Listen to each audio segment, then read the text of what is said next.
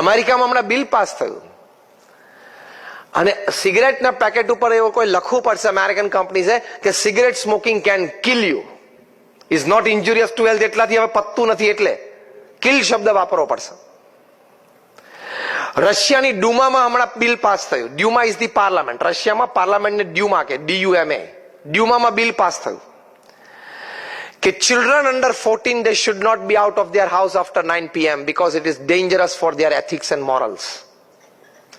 14 વર્ષથી નાના સંતાનોએ રાત્રે 9 વાગ્યા પછી ઘરમાંથી એકલા નહીં નીકળવાનું, કોઈ વડીલ સાથે હોય તો જ, નહીં તો એની નૈતિકતામાં પ્રશ્ન થઈ શકે ને નૈતિકતામાં વાંધો આવી શકે. એ ખોટા સંસ્કારો શીખે. ફ્રાન્સની ગવર્મેન્ટે હમણાં બિલ પાસ કર્યું કે after 6 you have the right to reject your work.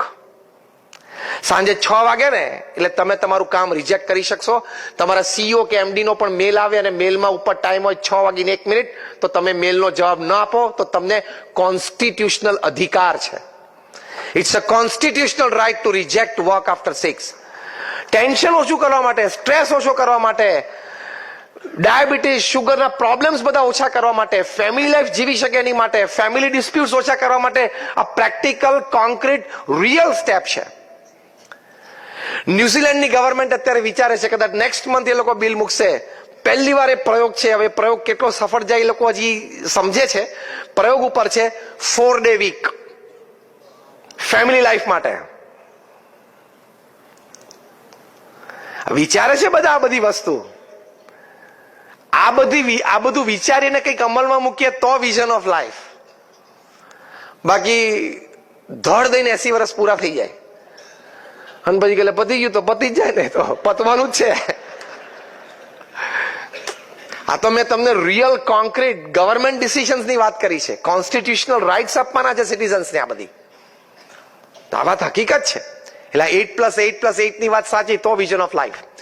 અને છેલ્લી વાત એ કરવાની, the fourth part, as I said, you must be a staunch devotee of God as well. ભગવાનમાં પણ પૂર્ણ શ્રદ્ધા રાખવાની, ભગવાન પ્રત્યેની પણ ભક્તિ રાખવાની. Just because I am a sadhu, I am talking to you, it's not that.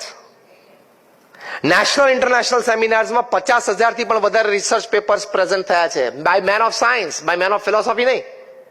ભગવતધારી કે શ્વેતાંબરધારીએ પ્રેઝન્ટ કરે એવું નથી. બાય મેન ઓફ સાયન્સ કે પ્રાર્થનાથી, મેડિટેશનથી, નામ સ્મરણથી, મંદિરે જવાથી, ભગવાનના દર્શન કરવાથી શારીરિક, માનસિક ને આંતરિક કેટલો લાભ થાય છે ને, એ બધી મોટી મોટી યુનિવર્સિટીઝમાં રિસર્ચ થયેલી છે. એટલે હવે તો આ વાતને કોઈ ડિનાય કરી શકે એમ નથી. વિઝન ઓફ લાઈફમાં છેલ્લી વાત આવે છે ભગવાન પ્રત્યેની પૂર્ણ શ્રદ્ધા અને ભક્તિ. આ વખતનું નોબેલ પ્રાઇઝ મેડિસિન માટે જેમને મળ્યું, 3 જણાને મળ્યું, જાપાનીઝ ડોક્ટર્સને. એ નોબેલ પ્રાઇઝ શેની માટે મળ્યું એ લોકોને? કેન્સરના ક્યોર માટે એમને એક નવી થેરાપી શરૂ કરી. Experimented, proved. અત્યાર સુધી આપણે રેડિયોથેરાપી કે chemotherapy whatever, this is autotherapy. એમાં તમારે ઉપવાસ ચાલુ કરવાના. એ લોકોએ સાયન્ટિફિકલી પ્રૂવ કર્યું કે hungry body eats up damage and cancer cells. કે ભૂખ્યું શરીર હોય ને એ પહેલા શું ખાઈ જાય? તમારી ડેમેજ સેલ્સ હોય, કોષો, અને કેન્સરસ સેલ હોય એ બધી એ ખાઈ જાય છે અને પેટના એસિડમાં એ બધું પચી જાય છે. અને પછી એ ઉપવાસથી એમણે પ્રૂવ કર્યું કે જે આપણે WBC હોય, વ્હાઇટ બ્લડ કોર્પસલ્સ હોય, જે આપણી બોડીની આર્મી કહેવાય, જે રોગ સામે લડે, આપણી ઇમ્યુન સિસ્ટમ, રોગ પ્રતિકારક શક્તિ, દેટ ઇઝ WBC. તો એ વ્હાઇટ બ્લડ કોર્પસલ્સની T સેલ્સ હોય છે જે એનું મુખ્ય સૈન્ય છે. એમણે કહ્યું કે આ ઉપવાસ તમે જો નિયમિત કરો, 15 દિવસે એક વખત નિર્જલ ઉપવાસ કરો, પાણીનું ટીપું પણ નહીં પીવાનું આખો દિવસ, તો આ T સેલ્સનો પાવર એટલો બધો વધે છે કે એક T સેલ 1,000 કેન્સર સેલને મારી નાખે એટલી તાકાત એમાં આવે છે અને મારે છે. પણ આપણી ખાવાની ખોટી આદતો, રાત્રે 11:30 વાગે બર્ગર જોઈએ ને પેપ્સી જોઈએ, પતી ગયું T સેલ્સ.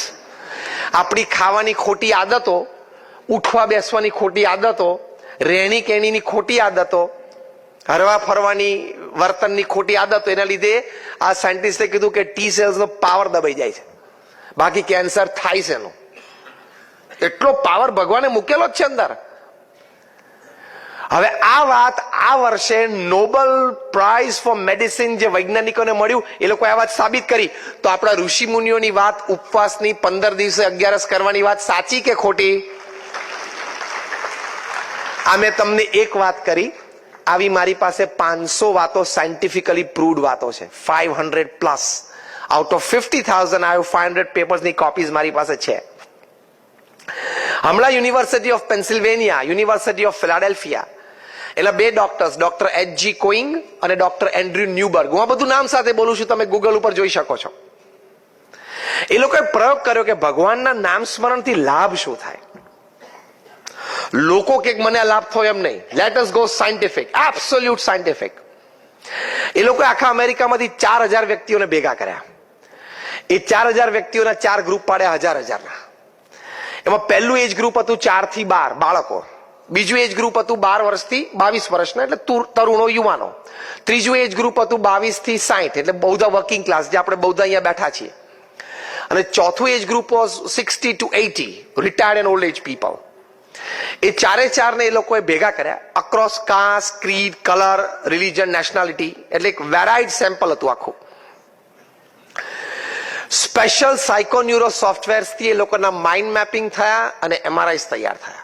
એટલે એબ્સોલ્યુટ સાયન્ટિફિક એક્સપેરિમેન્ટ કે એમના અમુક પ્રમાણે એ લોકો વિચાર કરે ત્યારે એમના હાર્મોન્સના સિક્રીશન શું હોય, એમના મનના ભાવો પ્રમાણે એના સિક્રીશન શું હોય છે, એનાથી એના શરીરને મનસ ઉપર અસર શું થાય છે. એટલે હાર્મોન સિક્રીશન વિચારો અને ભાવો પ્રમાણે આ સાયકોન્યુરો સોફ્ટવેર્સમાં ચેક થયા.